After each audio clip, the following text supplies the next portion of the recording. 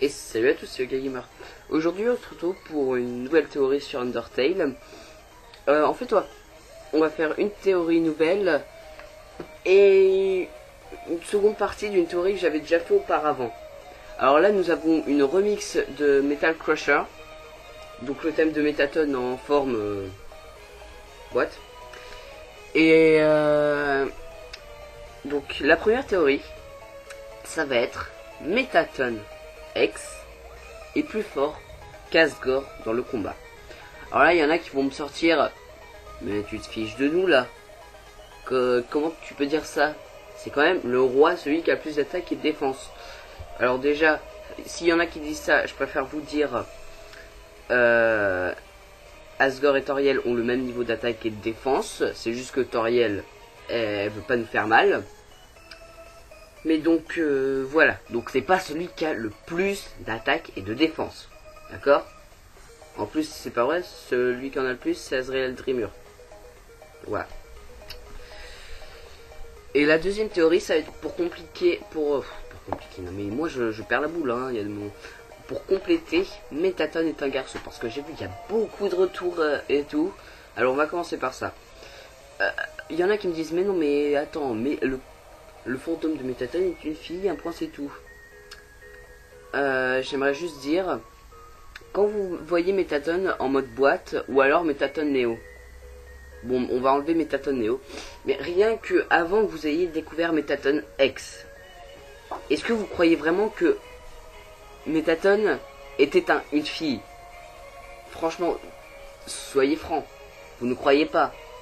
C'est juste à la vue de Mettaton X, c'est parce qu'il y a Joe. Il est où? Désolé. J'ai l'habitude qu'il soit là-haut. Donc voilà, même s'il porte des bottes, même s'il a un peu de rose, même si elle a les cheveux longs, et puis voilà. Même s'il a des yeux roses, même s'il met du rouge à lèvres et tout. C'est vrai, il fait penser à une fille. Mais franchement, vous regardez sa version boîte qui a disparu. À un moment elle était là mais elle a disparu. Elle a disparu dans le néant. Voilà. Il y a plus de Mettaton de boîte. Il est parti. Donc voilà, en regardant ça, croyez-vous vraiment que Mettaton est une fille? Franchement. Et puis, voilà. Comme je l'ai dit, quand ils parlent de Mettaton, ils disent vraiment il et pas elle. Alors que c'est un fantôme, du coup, il a un sexe. Sexe dans le bon sens, hein. Je vous l'ai déjà dit, mais je vous le redis. Donc voilà, donc ça c'était pour compléter ma théorie. Bon après, comme je dis souvent, peut-être que j'ai jamais dit en vidéo, j'en sais rien. Chacun sa théorie. Moi c'est ma théorie, il y en a c'est d'autres théories. Mais bon, de là à ce que ça affecte les comic dub, à ce que tout le monde dise ouais mais Mettaton c'est une fille, franchement ça m'énerve un peu quoi. Si les théories sont là, c'est pour rétablir un peu la vérité. Après je vous dis, Toby Fox il a une chaîne. Si vous voulez, je vais lui demander sur sa chaîne YouTube, il me répondra. Surtout que je m'y connais en anglais, donc voilà. Ensuite, donc pour la deuxième, oui c'est vrai, Asgore paraît être le monstre le plus fort de tout l'Underground. On oublie Azrael et Omega Flowey parce que sans les âmes, ils sont pas forts du tout, on est d'accord. D'ailleurs, je viens de penser à un truc. Si Flowey, avec cette âme humaine, a pu se transformer en Azrael Dreemurr, donc enfin tout simplement se retransformer en Azrael. Si on suit ma théorie, comme quoi Frisk n'est pas humaine. Si elle avait pris cette âme humaine, Kara aurait pu revivre. Du coup, je me dis, si dans une vraie pacifiste, il y a 14 personnes, il y a 14 humains qui ne sont vraiment pas du tout gentils. Et puis voilà, on les tue et puis on prend le rat, mais comme ça, ils reviennent tous les deux, ce serait pas mal. Bon, d'ailleurs, en parlant d'Azrael, j'ai déjà essayé de faire son dessin, ça a mal tourné. Désolé, mais il pourra pas être là. Et je travaille toujours sur Alphys. Hein. Mais en fait, je pense que ce qui se passe, c'est que Asgore ne veut pas se battre, tout comme Toriel. Donc voilà, il a pas envie de se battre, donc ses attaques sont moins intenses. Alors qu'on voit bien Métatone par exemple quand il a son attaque où il y a plein de boîtes de Métatone des métatones, des petits métatones et des boîtes qui tombent, c'est complètement insane. Et des bombes aussi. Donc voilà, mais pourtant Asgore elles sont assez faciles ces attaques. Donc voilà, donc s'il n'y avait pas... Non bah on va arrêter de parler de la génocide hein, parce que ça c'est complètement hors sujet. S'il n'y avait pas Azrael Dreamer et Omega Fury, clairement ce serait lui le monstre le plus fort. D'ailleurs en fait c'est définitivement le monstre le plus fort. Bon, pas grave. Donc maintenant on va arriver à mon top. Je ne sais combien des monstres les plus forts. Bon on va faire on va prendre des monstres principaux, ok. Déjà en toute dernière place, Sense. Là il y en a qui vont me dire tu te fiches de moi là. Tu te fiches clairement de moi. Oui c'est vrai, Sense paraît être l'un des monstres, j'allais dire yokai hein. Honnêtement j'allais dire yokai.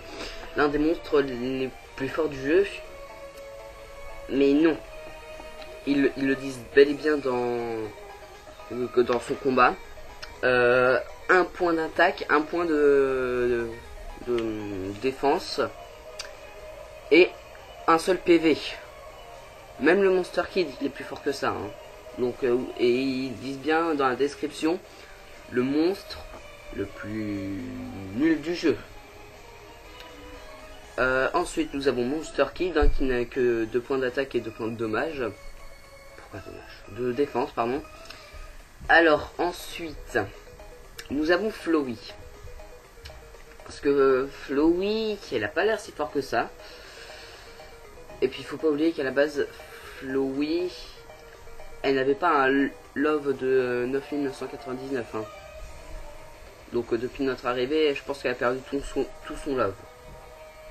Donc voilà. Ensuite nous avons Azrael qui est quand même un peu plus fort que Flowey. Bon par contre je parle des personnages dans l'histoire hein. Je parle pas des dieux voilà. Ensuite nous avons... Elle est où? Là, Mepheth.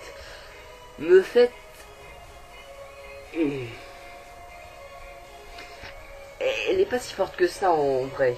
Il y en a qui sont... Pardon j'ai oublié quelqu'un. Ah ouais mince vous le voyez pas. Voilà. Temi est avant Mepheth. Parce que clairement il est pas très fort hein. Il est à peu près au même niveau que Flowey je crois. Donc après Temi bah nous avons Mepheth ouais. Nous avons Mepheth. Ensuite alors par contre je vais pas parler des humains. Enfin bon Kara et Frisk. Parce qu'en fait tout dépend de leur love. Voilà. Après nous avons les mannequins. Donc Rajquin et mannequin. Enfin non, Rajquin parce que mannequin ça n'a rien à faire. Rajquin pourquoi? Parce que quand on l'attaque c'est intangible. Les seules attaques qui peuvent l'affecter c'est ses propres attaques. Ensuite nous avons non vous le voyez toujours pas lui aussi. Loki parce que c'est le seul monstre qui ne peut jamais mourir. Enfin, non. Métatone non plus ne peut pas mourir. On peut lui détruire son corps, mais il ne meurt pas. Voilà, c'est un fantôme. Donc, même si on le tue dans une route neutre, parce que pacifiste c'est pas possible, et génocide on peut pas. Il sera parti. Et bah... il dit ouais tu sais je voulais pas être impoli. Mais tu ne peux pas tuer un fantôme. C'est moi qui ai baissé mes HP. Je sais pas comment... Bon, bref, ma vie, quoi. Pour faire plaisir. Donc voilà. Clairement, qui il est fort. Ensuite, nous avons Papyrus. Papyrus qui est quand même assez fort. Hein, Papyrus, il est quand même assez fort. Il est juste un peu... Voilà, il est un peu naïf, on va dire. Il est un peu naïf, pas naïf. C'est pas une fille. Ensuite nous avons Toriel. Toriel qui a un bon potentiel. Le problème c'est qu'elle ne veut pas nous tuer clairement. D'ailleurs, j'ai jamais vu un youtubeur faire son tutoriel. Je me demande ce que ça fait. Ensuite, nous avons Undyne. Undyne qui est un peu plus forte que Toriel. Elle est un peu entre Asgore et Toriel en fait. Bon, Asgore est quand même plus forte qu'Undyne, hein. C'est le roi.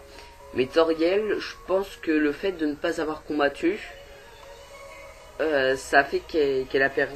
Je sais pas, qu'elle est passée. Qu'elle a arrêté d'être aussi forte que d'habitude.